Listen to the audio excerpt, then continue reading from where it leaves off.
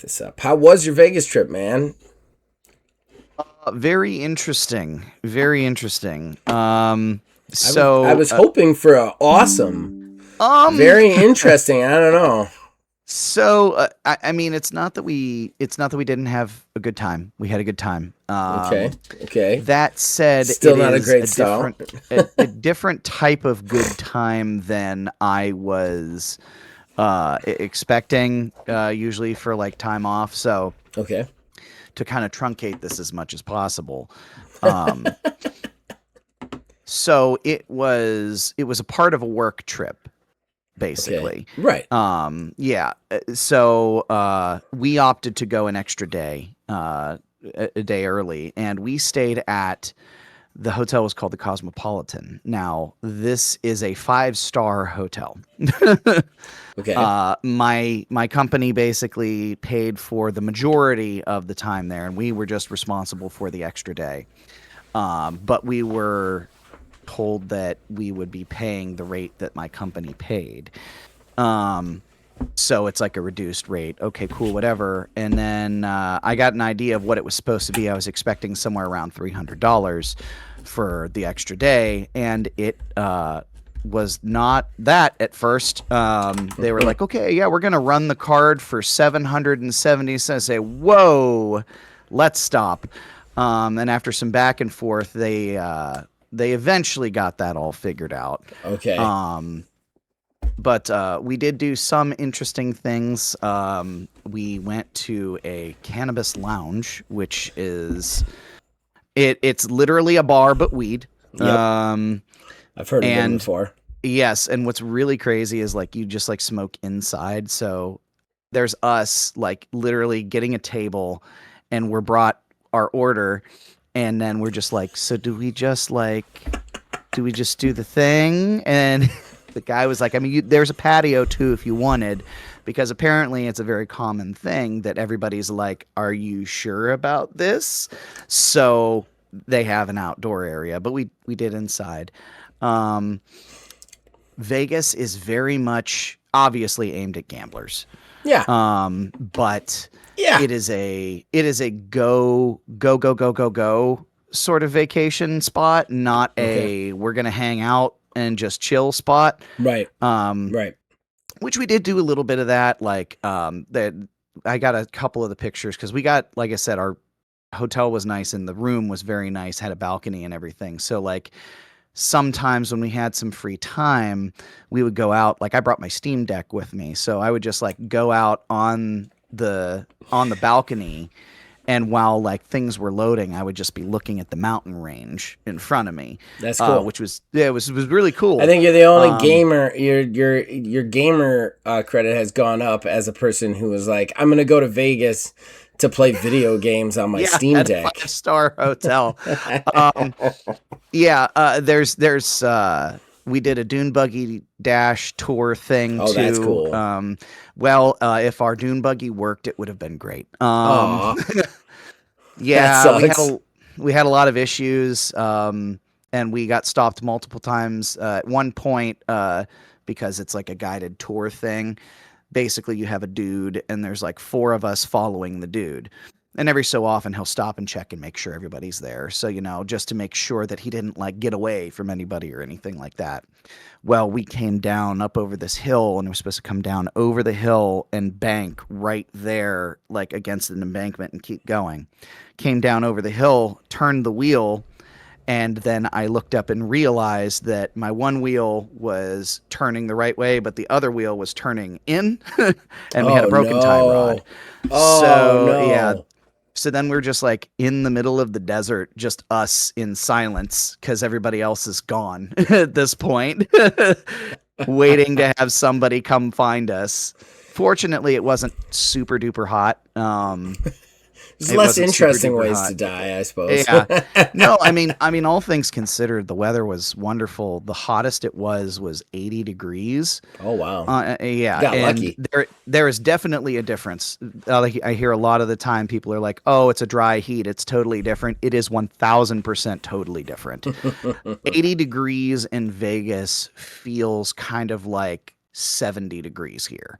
Mm. Um, So even when we were stranded in the desert, it was only 72 that day. So it wasn't even that bad. So, I mean, you didn't need a jacket or anything, but it was also just very nice. That's awesome. But yeah, there's some more stuff I'll tell you about, outside of not show things. But yeah, there was a lot of crazy. It was a crazy good experience. That said, we probably are like, yeah, if we happen to have another thing happen in Vegas, cool. But it's not a thing that I think we'll seek out again. When I take a vacation, I don't like go places. Yeah. That's why I've never picked Vegas. Like I'm the kind of guy who's like, let's rent a house on a beach or with a pool, and like we'll have one day where we go into whatever city we're at, and we go to a bunch of places and we eat some food and we take pictures, and the rest of the day we're just relaxing and hanging out, and like those are my kind of vacations. So I get that, because Vegas is very much like you got to be moving. It's like you got to be a shark at all times, like moving or you die, and I can't live like that. Time to get your fix.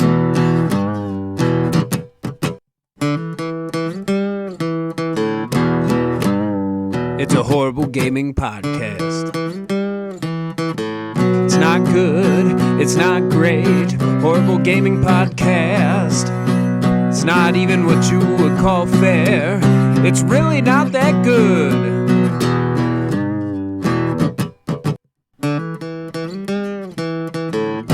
Horrible Gaming Podcast.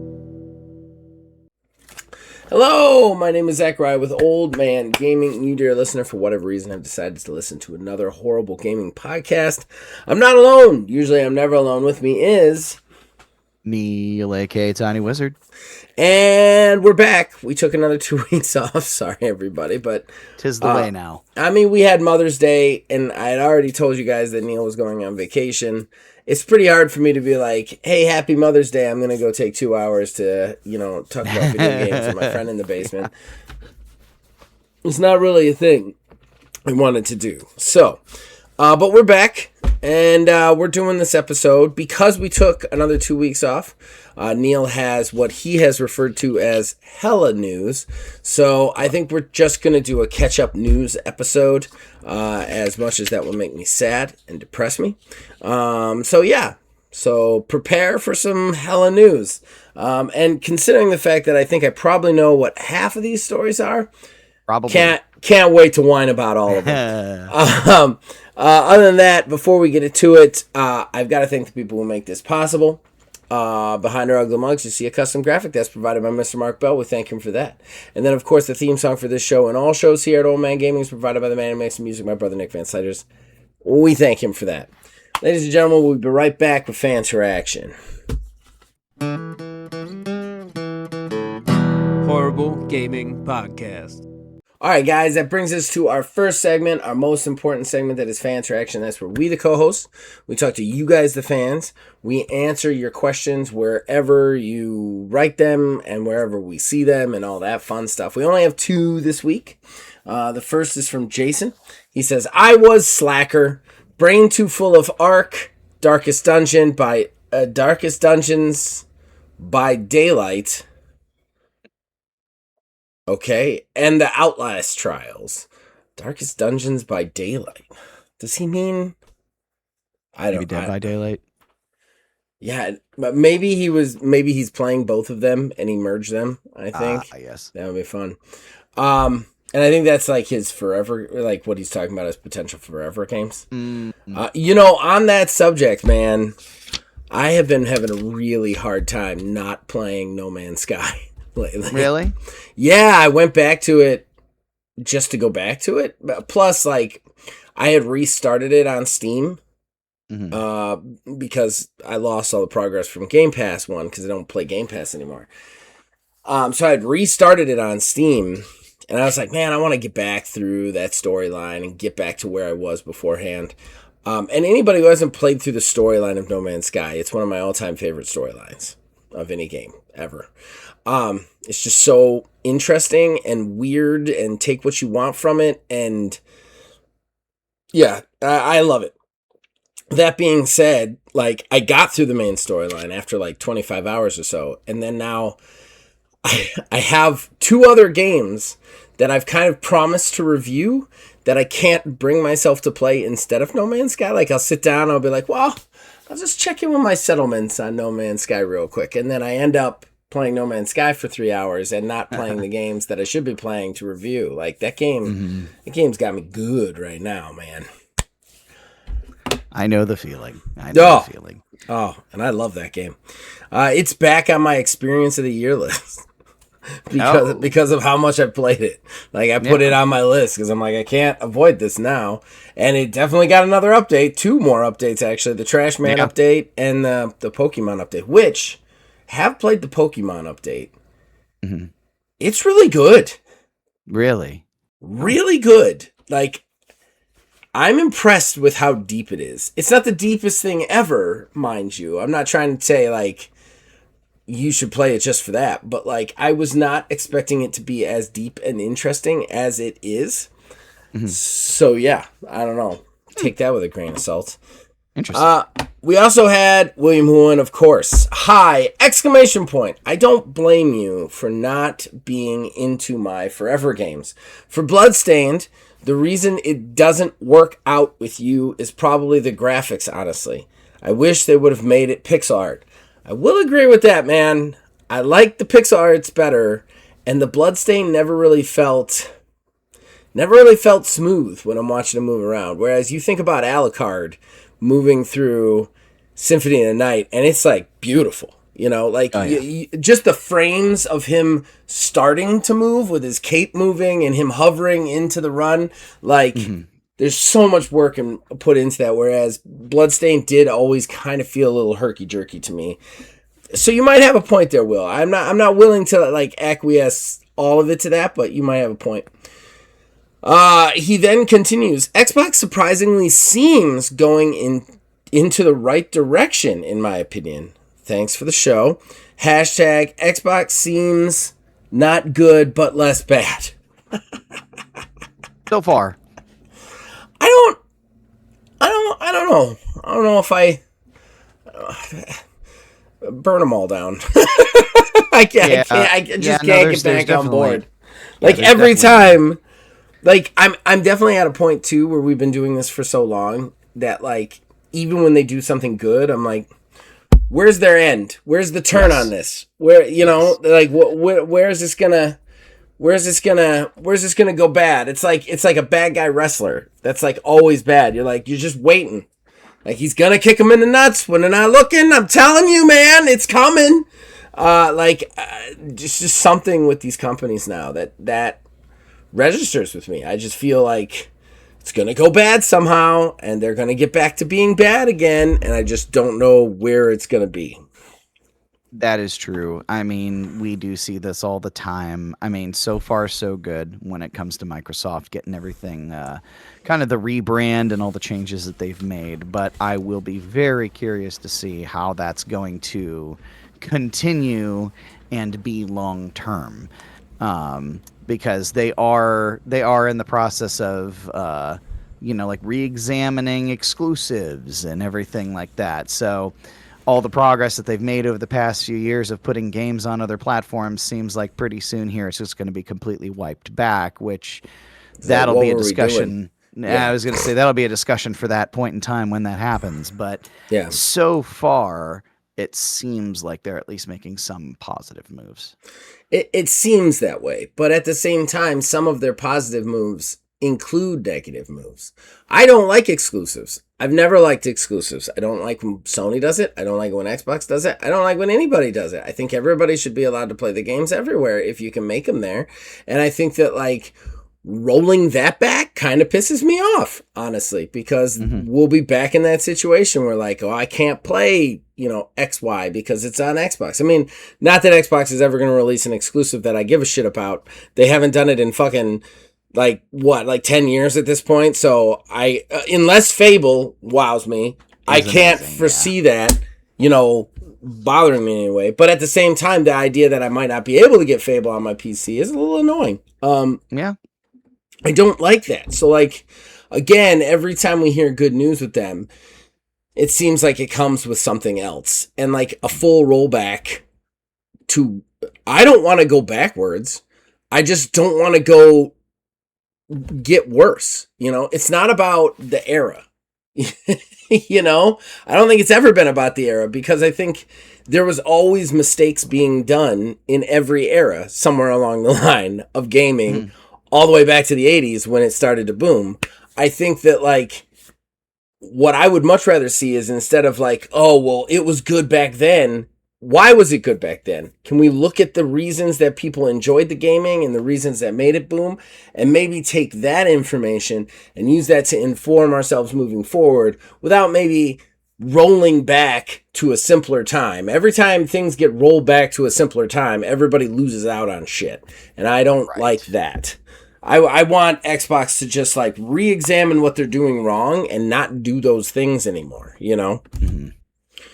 Yeah, definitely. And I feel like they have had some sort of introspection, but it's a matter of how much of it serves themselves and how much of it actually serves, us as a whole. Well, and I still think Game Pass is too expensive. It is. Like I'm glad they rolled back the price, but it's not anywhere near what it was before. So like, nope.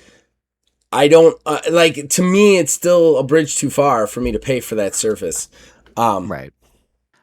I'm thinking there's going to be one more. I think there's going to be like a build your own Game Pass that's going to roll out at some point. I think that to is where a huge they'll let mistake. To where they like let you pick publishers or whatever and get any releases from those publishers. That might potentially bring me back at some point, but outside of that, I mean, I had been paying for Game Pass for the longest, and to be fair, Clair Obscur, like I've talked about, I would have never played that game had it not been on Game Pass. So, I mean, there's definitely benefits to Game Pass even still, but at the same time, I now know that when Fable comes out someday, one day, it will be me playing it probably on the Series X upstairs, and purchasing a copy, not a subscription service. Yeah, I think that like I really don't like the idea of a choose your own adventure when it comes to the subscription services, and I think we could do an entire talking point on that. So I'll try and keep it short and sweet. But when companies do that, when they cut it up into little services, it means that everything as a total is like 4 times the cost. It's like, oh, well, you could just get EA games for $4, and you could just get Ubisoft games for $5. But then you realize that like, oh, well, if I'm getting everything that Game Pass was offering me in the first place, I'm actually paying like $50 now instead of the 20 or 30 that I was at before. I like the idea of maybe like selecting your features, but even that, it turns into, when you start nickel and diming those features, they can start nickel and diming you on the prices, because they can say, well, you don't have to buy that feature, and that gets them past that it's overpriced, like the overpriced complaint. It's a cop-out on it, and it's a way to be overpriced without actually being overpriced, and I think that's bullshit. I hope they don't do that, because I will be ranting and raving about it if the time comes. Well, that's it for Fan Traction, man. You want to get into some of this news? Sure. All right, we're going to take a quick break, guys. We're going to come back with a boatload of news. Horrible Gaming Podcast. Ladies and gentlemen, that brings us to the only thing we're going to do today. We have been off for 2 weeks. There has been a ton of video game news in that time. We usually do a smaller segment about the news where Neil collects the news stories and we talk about them, but we have a lot of backup, so we're just going to do a full news episode, then plug. So Neil, take it away, man. What you got for us first? All right, so I think probably the biggest one we'll do first. Have you, or how much have you followed the GameStop saga? Oh, the eBay thing. Yeah, specifically Ryan Cohen and everything that he's doing over there. Okay, so... I believe. I want to say it and see how much I got right. I believe, if I am correct, the guy who runs GameStop offered something like $56 either $1 million or $1 billion or something like that to buy eBay eBay asked them, where are you getting this money from? And his response was, we'll figure it out. To which eBay then was like, no, thank you, on your fake, not real money. Am I in the ballpark of correct on that? You are in the ballpark, yes. Yay. So, yeah. So Ryan Cohen did offer eBay $56 billion. Billion, okay. For to purchase. Well, the when company. it's not real Now, money, you can say whatever when you it's want. not- right. I'm gonna give you a gajillion dollars for eBay. So he then proceeded to go on CNBC and do an interview. Now, I don't know if you've seen this interview. I behoove you to look this interview up. It's like 15 minutes. It is so weird. He just made an absolute idiot of himself. He was very clearly distracted the entire time. He did not want to be there. He was very much looking at something off screen the whole time. At one point, he was questioned by two separate people at CNBC about where this money was coming from, because basically they said that they were going to get financing of 20 billion and an offer of 20 billion. There's still a 16 billion that's completely unaccounted for. And they asked him, where is this money coming from? And it almost looked like he realized in real time that he didn't math out the rest of the billions or something, because he had absolutely no idea and just kept saying, yeah, it's just online. Go look it up. And they're even telling him like, yeah, no, like in a very TV way. It's like, yeah, but maybe for those folks who are watching right now, maybe you could explain to them where the rest of this money is coming from. And he said, yeah, just go online, and then actively started basically getting shitty with the interviewers, saying, you guys have rooted for us to fail, yada, yada, blah, blah, blah.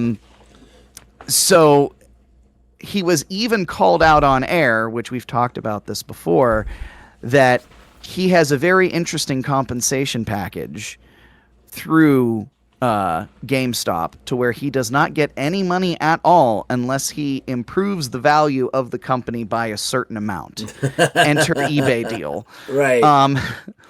So on top of that, they start doing even crazier shit to try to raise this money out of the blue. So first off, they're doing that Pokemon card online digital pack thing again. Which is keeping them there's alive. now a $5,000 tier that you can buy, and people are buying that. And People stop buying that, please. yeah, well, the thing that sucks is they are immediately opting to resell it back, any cards back to GameStop. So GameStop is paying out, but also wins to some degree, because they can just keep having people pull for these rare cards over and over again. Yep. It's like a money funnel. They're like funding themselves with money that doesn't exist. Yeah. Yeah. So then he also posted a link on his Twitter to his eBay website, his eBay page. Okay. Where he just said, selling things on eBay to buy eBay, where he started listing a bunch of just random ass shit. Some of it being like gaming memorabilia, some of it being stuff from the Game Informer vault, which has not gone over very well with a lot of folks. Some of it just random ass socks, like a pair of socks that was going for $14,000 at one point. $14,000? Why were they going for $14,000? It right? sucks. He then got banned from eBay for selling things on eBay to buy eBay. But it seems like he may have been reinstated after the fact. But just the other day, eBay did finally respond, and they said that the offer was neither credible nor attractive. To which Ryan Cohen then just decided to say that everybody works at eBay's is a bunch of idiots. So Mr. Cohen will probably not be with us very long, to say the least, because he has not had a good time. He has not been having a good time. To be fair, quite a bit to his own making. I mean, guy doesn't make any money. Of course, he's crazy. And, what's crazy too is after he got on CNBC and said that GameStop at one point their stock tanked. I think it was 15%, 20%, something like that. In the wake of that interview because it was so bad, and eBay's actually rose. So that's hysterical. I think that it's hysterical to me with GameStop that like in a world where most corporate CEO bullshit just makes you depressed, like they are a ray of like not even Seth Rogen could write this shit sort of crap going on, which I think is hysterical to me. Absolutely hysterical. Yeah, I don't like. I know we've been watching the slow motion car crash of GameStop here for a while, but it really does make you wonder between all of this and just the environment in which we live / economy at large right now, with regular price increases of consoles now, what we're doing, like how much longer GameStop is really going to be able to hold on.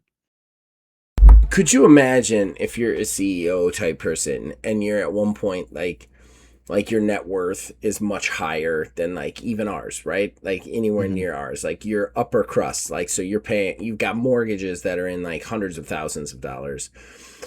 You have debt that is real. And then the company that you work for is like, you only make money if the company gets better. Like you don't get a salary, you don't get shit. You just only makes better. How crazy would you become? I mean, this guy's probably a giant. The guy's probably. I can imagine. The guy's probably a giant asshole. All right, I'm not trying to defend him, but could you imagine how crazy this guy probably is from just desperation? You know, it's kind of insane. It's kind of insane.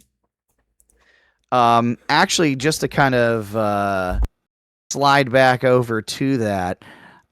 Just because we're talking about, costs and everything like that. I mean, beginning in September 1st, the Switch 2 is officially going up $50 in price.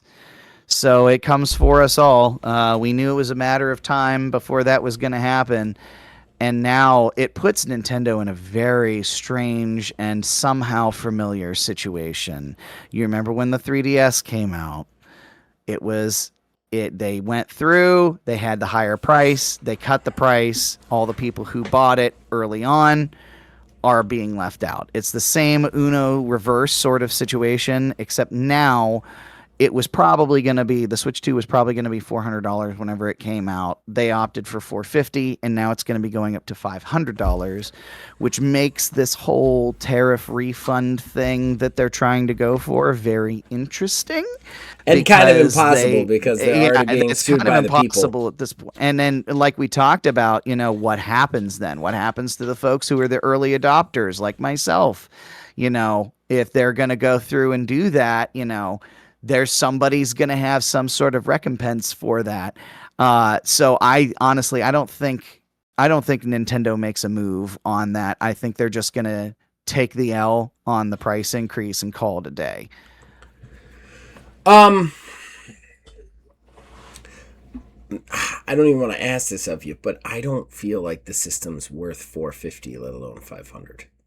And that's my big issue here is like, I don't think Nintendo gave you enough with this system. We talked about this back when the system was coming out. I don't think they gave enough for the price that they were doing. This system still does not compete with a fucking baseline Steam Deck. And that's cheaper. Yes, daughter, who is now interrupting my podcast. Hug. I love you. Go get some bed. Okay? All right. Go get some bed. Go get some bed. Right. Go get some bed. Should be the episode name. Go get some bed. Go get some bed. Yeah, I would like. I don't think it's worth it, especially when we've only now started to actually get games just for the system, and the games that we were getting before came with ridiculous extra price tags, even if you had already purchased the game. Like, I have routinely thought that the Switch 2 was a shitty launch. Unfortunately, I don't think the public has agreed with me. It has sold at least decently. It's not something that anyone would consider a failure. That being said, I'm going to continue to go with it. I don't think this is worth it. I don't think that people should be paying $450, let alone $500 for that system. I'm not going to. I'm not going to enter that ecosystem. And I think that other people shouldn't as well. I would maybe agree. I think 400 was the upper amount that for the value of the console. I mean, especially now, we basically got confirmation too, just the other day, as like a little bolt on to this, that Nintendo is already talking about the Switch 2 and the Switch 1 existing next to each other. So here we are again. Mm-hmm. With now all of the console manufacturers. I thought at least Nintendo was going to be the one, but apparently not, all doing the same thing, to where we're going to straddle all these different generations and we're going to sell the software. So again, why are we buying the hardware? I mean, $450 was still justifiable for me, because I did also, I did the $500 one that had the bundle with the game in it too, and I did get a Pro controller. So I remember you not being super happy with that system. I was not super happy. No, I definitely, as a Nintendo faithful, of course, bought it, and I don't regret that I have it. That also said, to be fair, we've got some games here and there that have come out for it, and other games that have been made better from the newer hardware. But then also this year we have, a new Star Fox, but it's not a new Star Fox. It's a reboot Star Fox. Are we going to talk about that one in your news somewhere? Yeah, I mean, this is kind of where I'm bringing it up, honestly. I mean, I think something like that, okay, fine, cool. We've been asking for one for a while. We definitely wanted one that had something like, I don't know, a 2 at the end of it. But there's also the rumored Ocarina of Time remake. So now the 2 headlining games of this year's Nintendo slate are Nintendo 64 remakes. So what are we doing? In addition to that, they are Nintendo 64 remakes that you can play on the Switch already with the Nintendo Online via the 64 Virtual Console. I think that, exactly, what are we doing? The Star Fox thing, I have so many feelings on. Everybody out there knows I'm a longtime fan of Star Fox. I loved Star Fox 64. It was my jam. I've played and beaten that game so many times. I've gotten all the secret endings, all the secret stuff in it. I don't want a remake of it. It's a perfect game. Yeah, I'm going to say it. It's a perfect game. Could the graphics be slightly better? Sure. They could be, because it was on the 64. We don't have the same graphics. But it was a perfect game. It was a perfect fucking game. I don't need a new one of that. I need a new Star Fox game. All the way up, ground up. I need Star Fox's Breath of the Wild. And anybody out there who's taking that literal, punch yourself in the face. I don't want Star Fox to be running around a field cooking things. I'm just saying, that kind of reinvention. I need the full Monty when it comes to Star Fox. And, I mean... What bothers me is we've gotten the full Monty with every other property now that Nintendo has. Even Metroid, regardless of the fact that I would say Metroid Prime 4 was not what everybody exactly wanted. Yeah, but it got the treatment, right? I want the treatment for Star Fox, and all that they have given me is better graphics. That is not going to make me spend $500 for a system and then another $70 for a game. Mm-hmm. It's not. I played that game. I'm done with that game. I love that game. I don't need that. And also, just a side note, and I might get flack for this, I don't know, because I haven't really looked at the reactions to the actual animation in Star Fox. It's terrible. I don't like it. It's awful. Why does it look like that? Why? Why does it look like that? Why did they make them look shiny and weird and over? Like, I don't need to see what a bunny person would actually look like, because that would be horrifying. Like, yes. I want an animated thing like it used to be. Why the fuck do they look like that? I saw that trailer and I was like, what is happening? Why did they do that? This is a movie. This is just going to be a bad movie. Oh no, it's gonna, what? Why did they make it look like this? I hate it. I didn't think they could make a Star Fox game that would make me want to play it less than that one where he ran around hitting dinosaurs with a stick. But they managed to do it. I don't want to play this. I don't want to even see it. It doesn't look good to me. The graphics are overdone. It looks like they took the game and they were like, we got to make it the best graphics ever. It looks like they fell into every pitfall that we say that modern AAA designers fall into, which is it's got to look good. That's the only thing that matters. Doesn't need to be gameplay, doesn't need new story, doesn't need any of that. We're going to make the exact same game. We're just going to make it look really good. And we're going to charge people $70 like it's a whole fucking new game. And I'm not okay with that. Yeah, I definitely think back to what you were talking about with like it needs its own full redo. Yeah. They could have done what the promise of Star Fox Assault was, in the R-Wing, out of the R-Wing, sure, jumping between different stuff. I mean, you could easily make it like an open world, make it mission or like linear based, yes, to where you have the whole Lilat system to go through. Yes. You literally fly between the different planets, get in dogfights, find, what if it was like Star Wars Outlaws? But Star Fox. Yeah. You know what I mean? Like, you could fly to the base, you could talk to people, you could then go on fighter missions, or you could have gunfights with people. Oh, so good. So good. Sorry, I interrupted. I think, I definitely think that this is another one of the Nintendo, well, we're really testing the waters here, but like Nintendo is being more and more trepidatious when it comes to that sort of stuff. They used to really just like throw like a remaster of something out one time to see what the appetite was for it and then go from there. Now we're getting, Star Fox 2 on the online.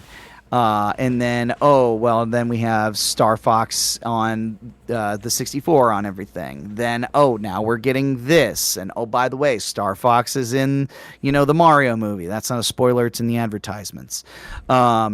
So the next logical step somewhere along this line is maybe a Star Fox 2/3 or something else, whatever their plan is on that. But, you're going to wear us out with all the lead up on that. Yeah. I don't understand Nintendo's whole test the water shit anyway.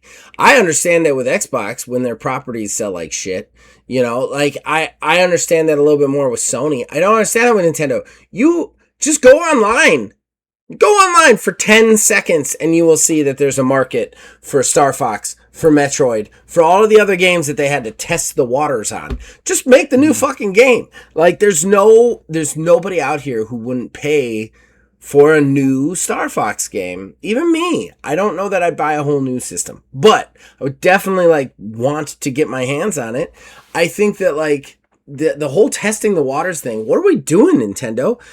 If there's any company out there that doesn't need to test waters, it's fucking Nintendo, who has Mario and all of these things. Like, you don't need to test the waters. Just put it the fuck out, Right. I mean, there isn't a game out there that doesn't sell good for them. What was the last time Nintendo was like, we put out this Nintendo-owned property and it sold under expectations? Not fucking one of them. And they're always sitting there saying we're holding back. We don't know what the whatever is. Same with F4. Not F4. Yeah, F4. F-Zero. F-Zero, thank you. Same with F-Zero. Go online for 10 seconds because people are literally making that game because there's no game of that they're so obsessed with it that they're making that game. Just put it the fuck out. The whole test the waters thing is the stupidest shit for me. Stupid. you With think- them, anything, you know? Do you think the announcement of this came now because of Wild Blue? Yeah. Yeah, I do. And I think that Nintendo is actually going to get slightly less litigious in the next coming years. And their response to things are going to be aggressive counter marketing and releasing, because they're going to start losing these cases. They just are. Like, video games is getting more and more into that artistic free speech space. It's a lot harder to send cease and desist orders and not get sued for it. Usually people take it down because they're like one person and they don't want to be like, they don't want to spend the money to fight it, you know? Mm-hmm. But honestly, almost everything that they've sent cease and desist for is free speech parody. Like, it's complete under copyright law. It is allowed. So, like, I don't think that necessarily, like, especially now that they've showed cracks with the Pal World thing, and now that the people are suing them for the whole tariff thing, I think that they're going to be like, we can't keep sending out lawsuits and cease and desist. How do we combat people just making our game with different skins? We make the game first, and we make the game aggressively. I honestly think... Have they announced when this Star Fox game is coming out, by the way? I was actually talking to a guy at work today. He said in June. I've not seen any official announcement on it, but he said something about June, so I'll have to look back into that. But I will be surprised if this game comes out anytime in the next couple of years. And I think this was a vertical slice. And I think it was very much to combat Wild Blue, because that's the first one that has kind of copied Star Fox in that way. Mm-hmm. Yeah. So, which one next? GTA Fever. Everybody has it right now. So, a bunch of different things going on right now with GTA. So first off, there were rumors that there was going to be pre-orders and a new trailer tomorrow. Tomorrow being Monday at the time that you are listening to this. But that seems to... Real quick. I'm sorry to ruin it. You can start again. But the Star Fox game does officially have a worldwide release on June 25th of this year. June 25th. Okay. And that is because it is actually on Nintendo Switch's eStore, and you can pre-order you can already pre-order a physical copy, or find the digital Shopee on the eShop, and it's only $50. So that's not bad. Yeah, those are actually positives, I will say. Yeah. Everything else I said holds true. Yeah. Oh, yeah. Continue with what you were saying. I'm sorry to have interrupted. I just didn't want to get too far away from that. Oh, yeah, no. But yeah, GTA, so theoretically Monday, or this past Monday when you are listening to this, there is supposed to have been pre-orders and a new trailer had gone live. That seems to probably not be the case now, as the people are now confirming that is not going to be the case. They're glomming onto any sort of speculation that they possibly can. Review copies will also not be provided beforehand, which if there's a company that... if there's a company that can get away with it, it's going to be Rockstar. Because usually anybody else, that's a red flag. We've learned that many, many times.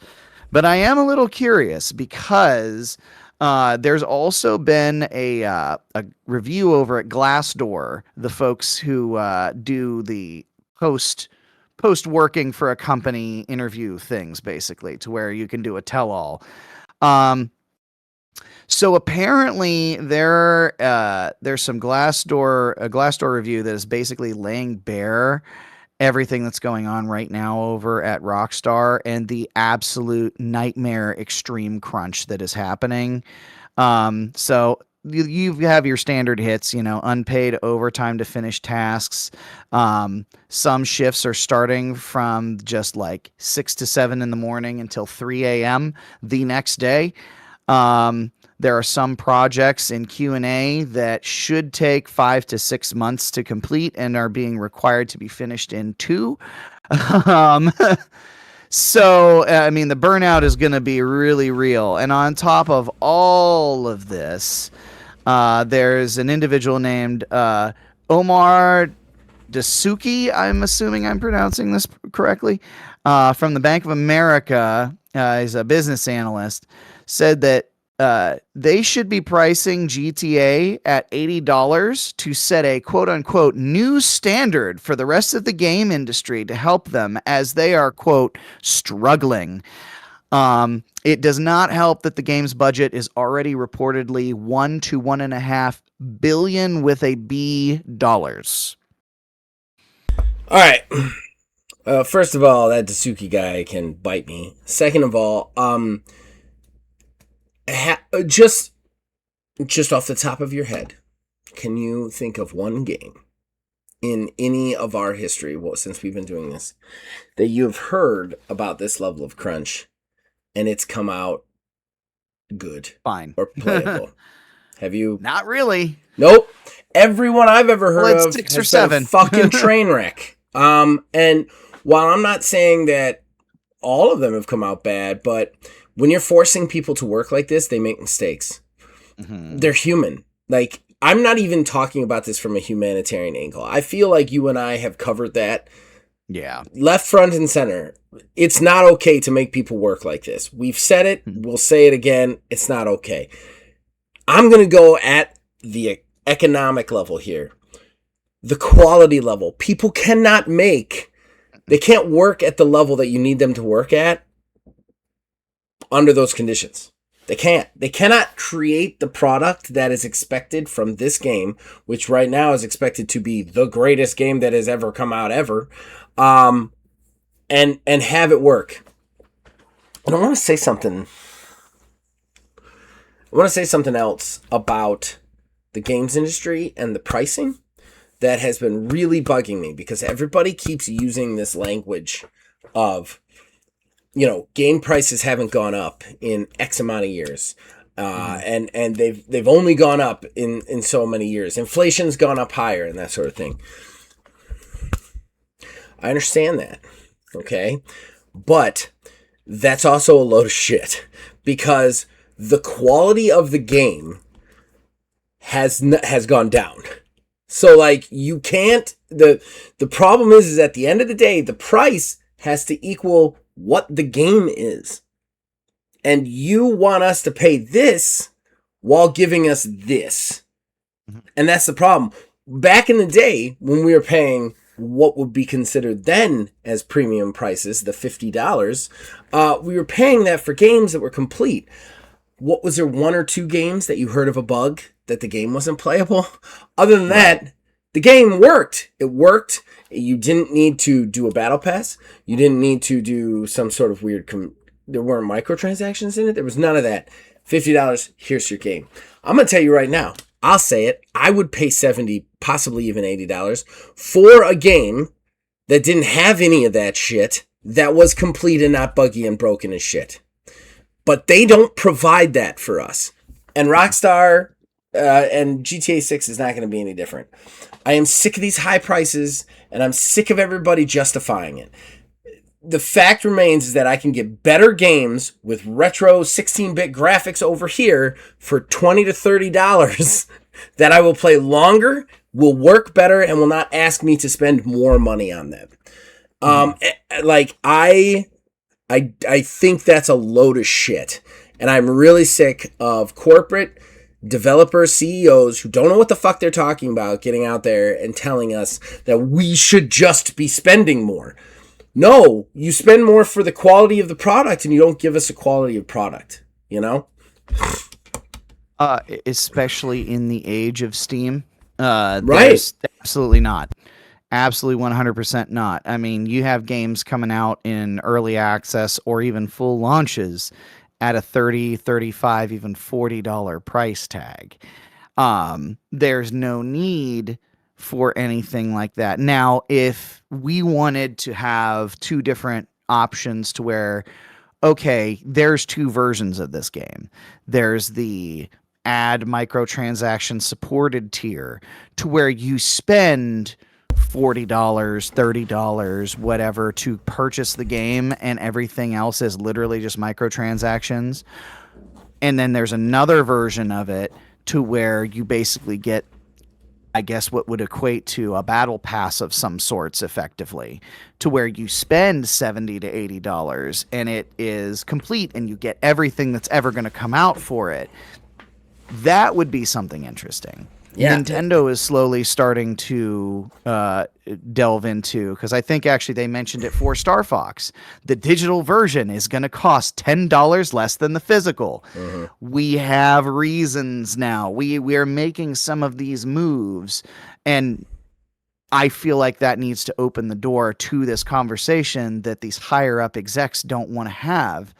Because they're getting blood from a stone. Right. And now, especially given the fact that the budget is what it is for Grand Theft Auto, to be fair, to be absolutely fair, I don't, this is one of those games where it's probably going to come out, it's going to be a 10 across the board, and, you know, no bad things to be said about it. But here's the thing. No game ever has to be like that. This has to be like this. Because if not, this is bad times, especially if this budget for this game is $1 billion.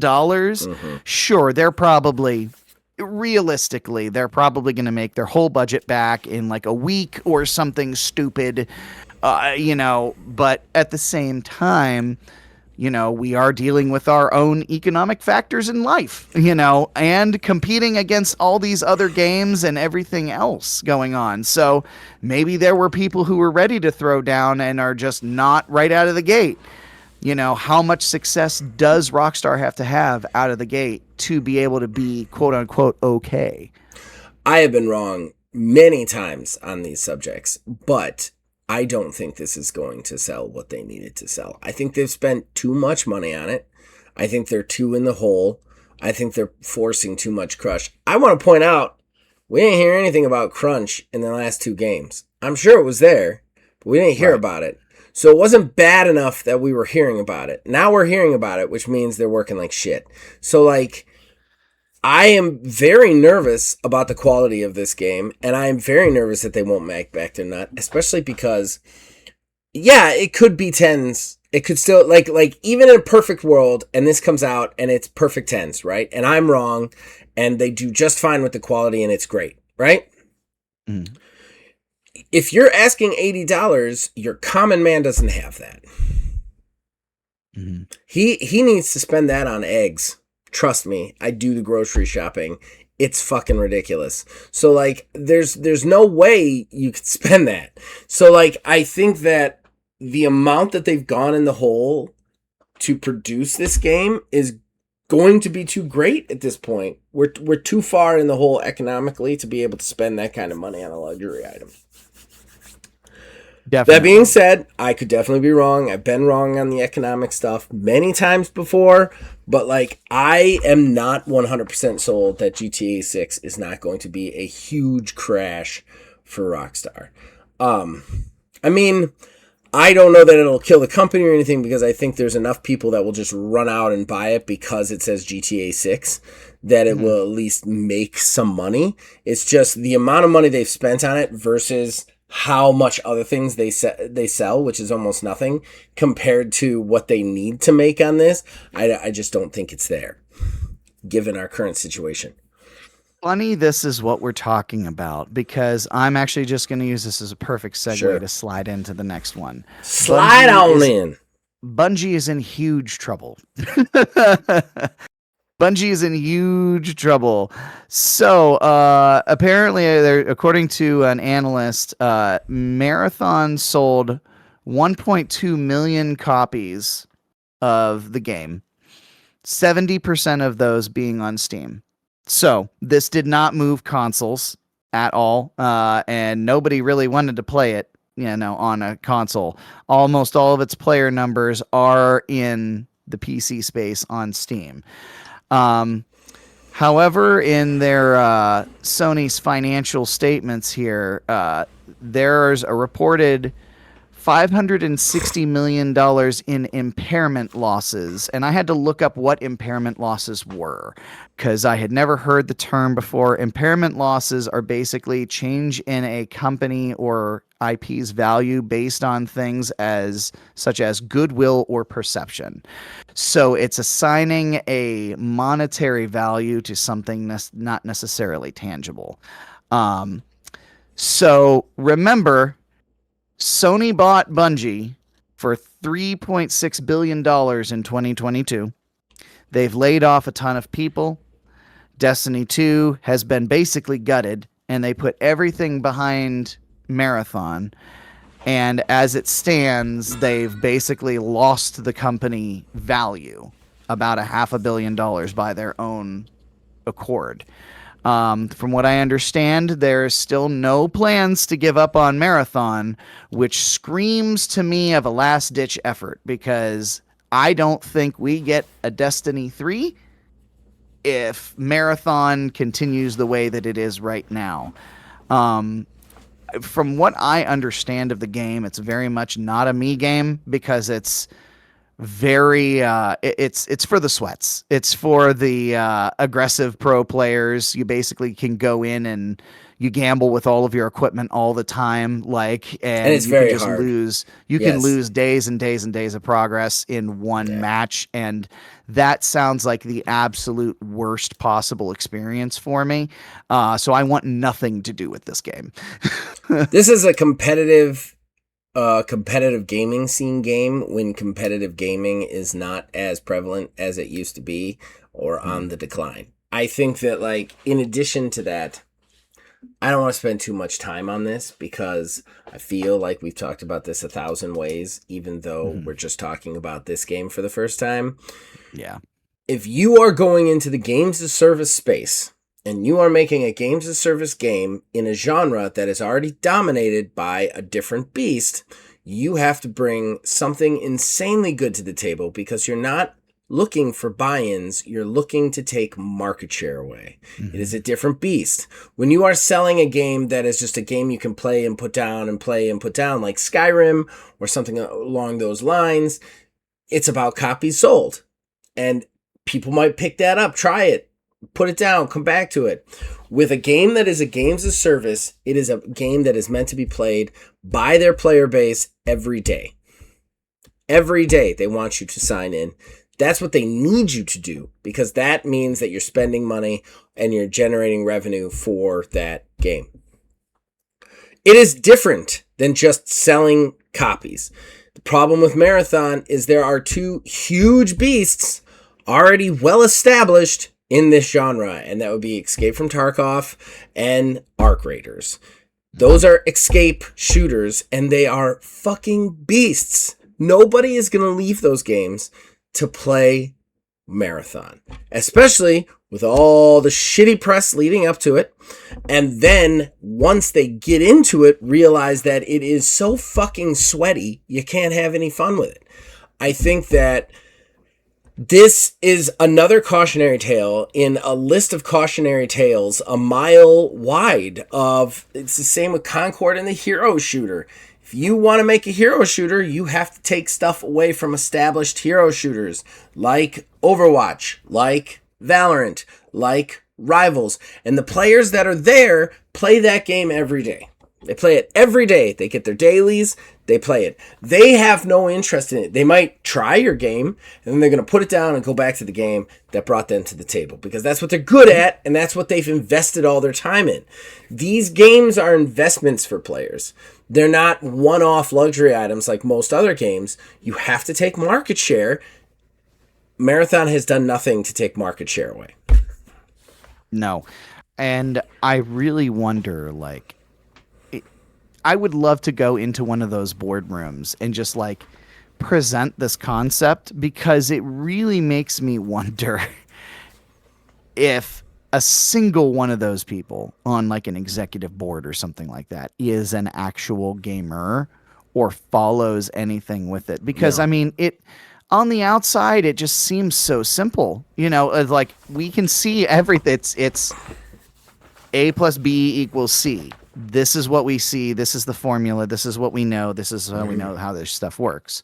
So either these guys have no clue how any of this works, or they're so bought in on their own hype that they think that it's going to be some earth-shattering thing, and all those other guys are just going to get blown out of the water. So it's either foolishness or just idiocy. Yeah, I think that like your big dev guys are guys that look at spreadsheets and they look at they look at market numbers, not necessarily the market share, and they go, "Hey, Valorant is making all this money. How do we make that money? Escape from Tarkov is making this money. How do we make this money? Rust is making all this money. How do we make this money?" And they go, "We need a game like that." And they tell their devs, and they won't listen to their devs if the devs say that's not going to make money because we can't take it away, because they don't look at that. They just think of this as a product that is sold and you make money. But you're not making a product with a games as a service game. You're making a promise. And that's the none of them can deliver. I will say this. I am very glad that Marathon hasn't closed up their doors yet, because those 1.2 million players that did buy it will be out probably one of their favorite games. And I don't want that. I don't want them for that. So I hope they do stick it out, but Bungie is in trouble. I do think the impairment loss is bloated on purpose for tax reasons. Probably. I think anytime a company takes losses, they're going to do it hyperbolically so that they can write that shit off. I'm sure they're still losing money. I'm just saying. I think that it's way worse. It's way less. It's not as bad as that. It's just bad. Oh yeah. So let's see here. We're getting through. We're so getting much through. News. So much news. So much news. So there has been a little bit of an update in the world of Denuvo. I don't know if you heard this one or not. Denuvo DRM has been completely cracked in such a way that it not just cracks, but bypasses Denuvo entirely. Now, I don't know the details of this, and it may be one of those situations to where like your computer can never be online at all ever again. But Denuvo has been broken. And honestly, I don't know why we still care about DRM, truthfully, because people are going to find a way to get those games anyways. And let's be real, nowadays, all I do is just wait for a good Steam sale if I don't want to buy something right out of the gate. Yeah. Because I would much rather do it that way and not have to worry about copying and pasting cracks and everything like that and going through that. But I do think it's very interesting that people hate Denuvo so much that they're now going through and like still fighting the fight against it. Yeah, that is interesting. I don't have a whole lot to say on that one. Two more left here. So there has been a little bit of movement in the whole getting games to be around forever. There has been a law introduced in California that basically forces companies to have a post-launch, like a post-takedown strategy for games. So that when you purchase games, there is going to be something left afterwards. Basically, over here in the U.S., California is one of those states that kind of sets the standards with their laws on some things. So if this does make it through and pass, I think it would be very interesting that we would then have these games not necessarily retroactively being brought back to life. I wouldn't expect that. But I would expect, something to like where you could you download one big beefy last patch for the game that puts all this stuff in here and like procedurally generates, whatever for Anthem. Anthem could still be alive to this day with something like this. So I do think it's a small bright spot, but the fight is being fought and there's slight progress. Look, if you want to charge somebody money for a product, you can't take that product away in 1 to 5 years. Like, that's just not fair. So I love this fact. I hate the fact of killing games. I've talked about it repeatedly that, like, there are games that I love that I can't play with my daughter when she gets old enough, you know? Like Anthem. I loved Anthem. I know everybody else out there hated it, but I loved it. I had a ton of fun with that game. I could see the potential in it. My daughter will never get to play it. She'll never get to see it.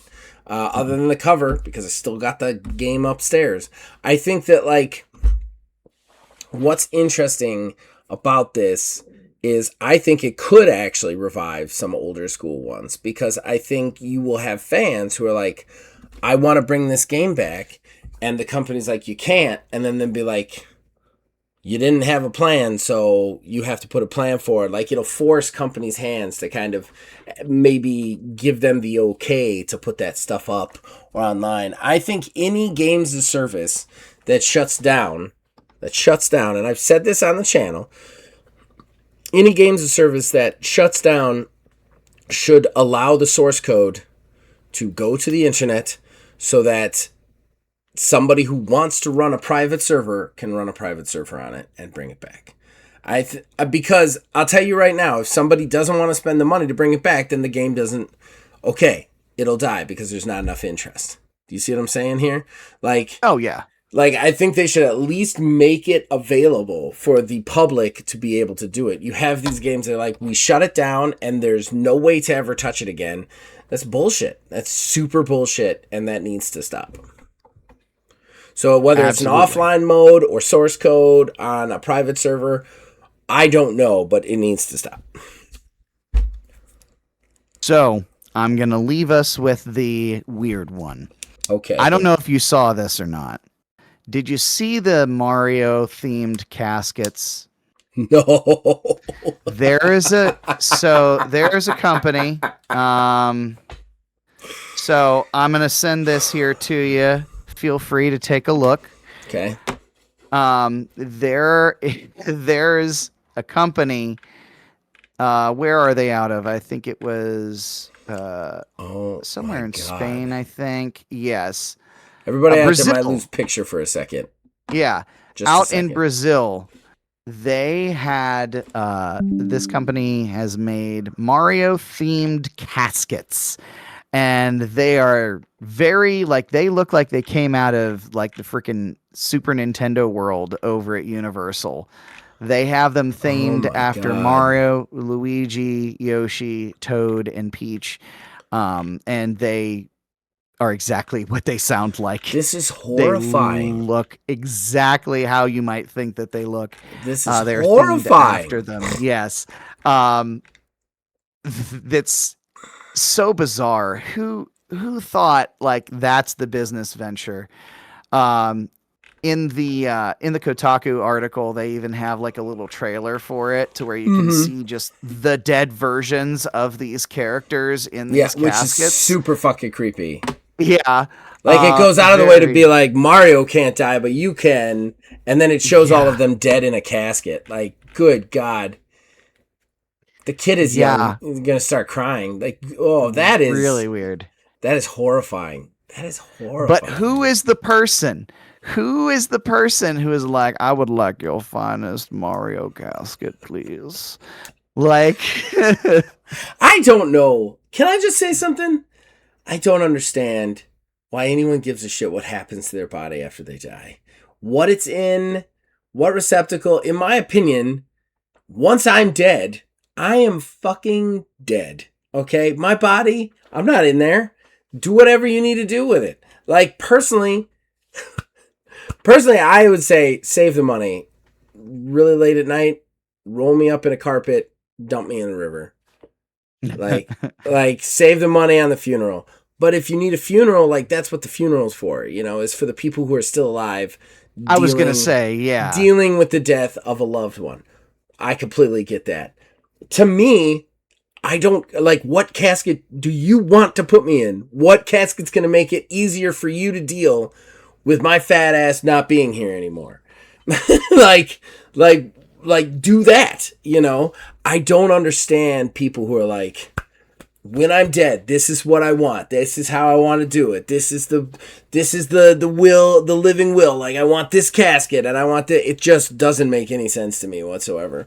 I'm like, you're dead. You realize you don't get to see any of that shit, right? Like, you don't get the payoff there at all. I always like to look at it from the perspective of I'm planning your experience that you will experience when I am gone. This is my last gift to you.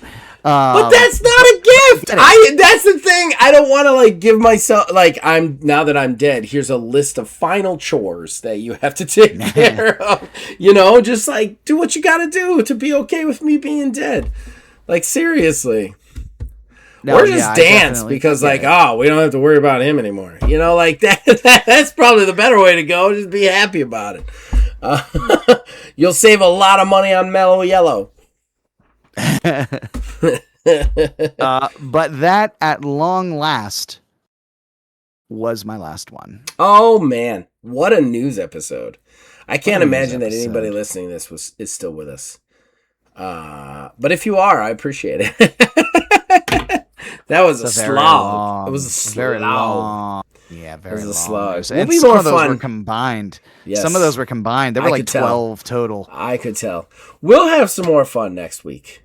Definitely, I think.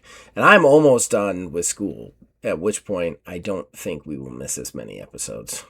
Although I will say this. Oh, no. I can't do it next week. There's a pay-per-view next week. I can't do it next week. I gotta watch the pay-per-view.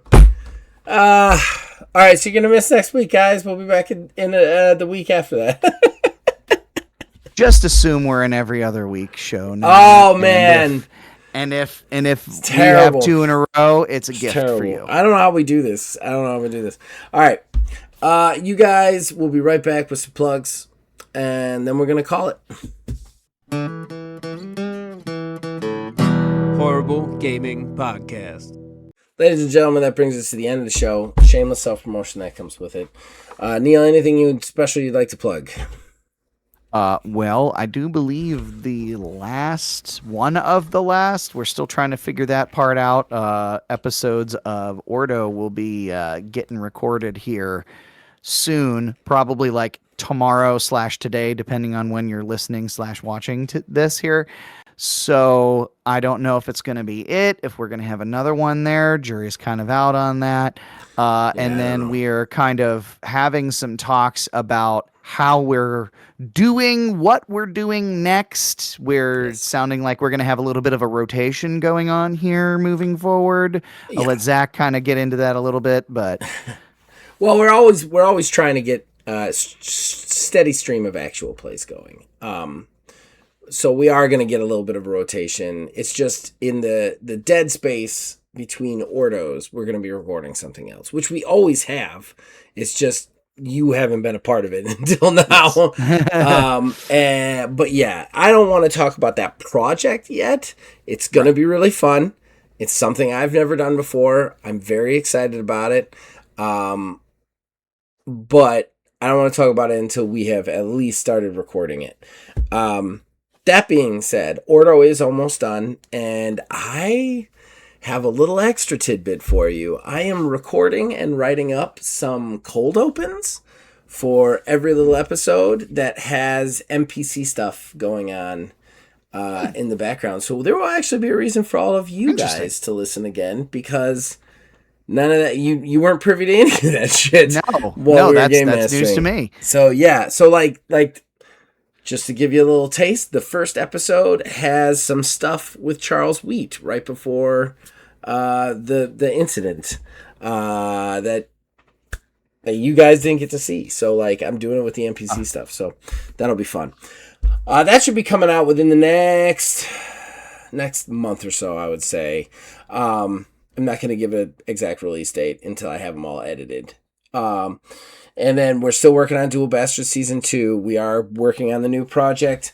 As far as the video game side goes, we are still working on OMGM.